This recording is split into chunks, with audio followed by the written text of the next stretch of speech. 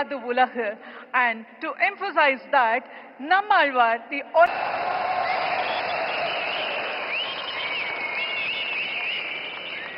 मंच पर विराजमान तमिलनाडु के राज्यपाल आर.एन. रवि जी, केंद्रीय मंत्रिमंडल में मेरे साथी एल. मुरुगन जी, तमिलनाडु एग्रीकल्चर यूनिवर्सिटी के पूर्व कुलपति डॉक्टर के. रामास्वामी जी, अलग अलग कृषि संगठनों से आए गणमान्य सभी महानुभाव, अन्य उपस्थित जनप्रतिनिधिगण, मेरे प्यारे किसान भाइयों और बहनों, और देश भर में डिजिटल टेक्नोलॉजी के माध्यम से लाखों किसान हमारे साथ जुड़े हुए हैं।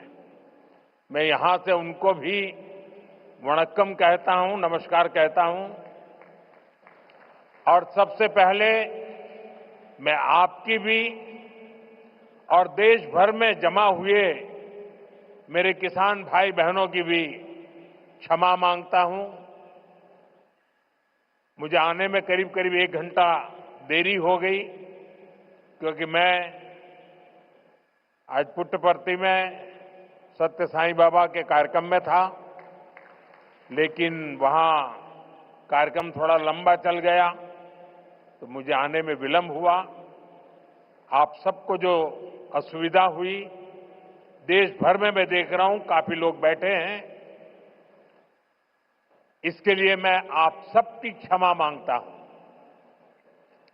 மேடையில் வீற்றிருக்கும் தமிழ்நாட்டின் ஆளுநர் ஆர்.என். ரவி அவர்களே, மத்திய அமைச்சரவையின் என்னுடைய சகாவான எல். முருகன் அவர்களே, தமிழ்நாட்டின் வேளாண் பல்கலைக்கழகத்தின் முன்னாள் துணைவேந்தர் முனைவர் கே. ராமசாமி அவர்களே, பல்வேறு விவசாய அமைப்புகளை சார்ந்த மதிப்பிற்குரிய மக்களே, வந்திருக்கின்ற மக்கள் பிரதிநிதிகளே, சகோதர சகோதரிகளே, வணக்கம்.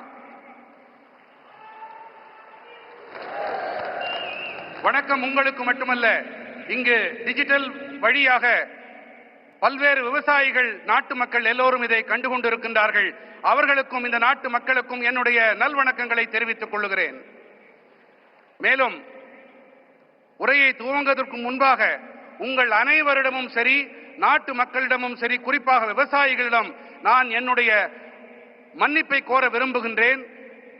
தவிர்க்க இயலாத ஒரு நிலையாக புட்டபர்த்தியிலே எனக்கு சற்று கால தாமதம் ஆகியபடியால் இங்கே உங்களை தாமசிக்க வேண்டி வந்திருக்கிறது. அதற்காகவும் உங்கள் மன்னிப்பினை நான் கோருகின்றேன். मैं जब पांडियन जी का भाषण सुन रहा था, मुझे लग रहा था நான் ஒரு முக்கியமான ஒரு விஷயத்தை உங்கள் முன்பாக பகிர விரும்புகின்றேன். பாண்டியன் அவர்கள் மிக அருமையாக உரையாற்றினார்கள். 10வது கைத்தட்டல். மேலும்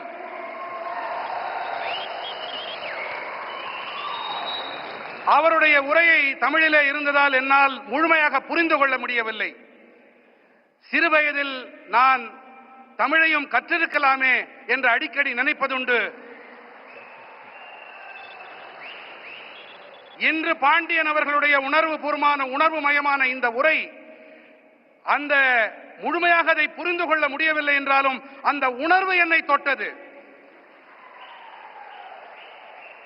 மாண்புமிகு ஆளுநர் ரவி ஐயா அவர்களிடம் நான் விண்ணப்பித்திருக்கிறேன்.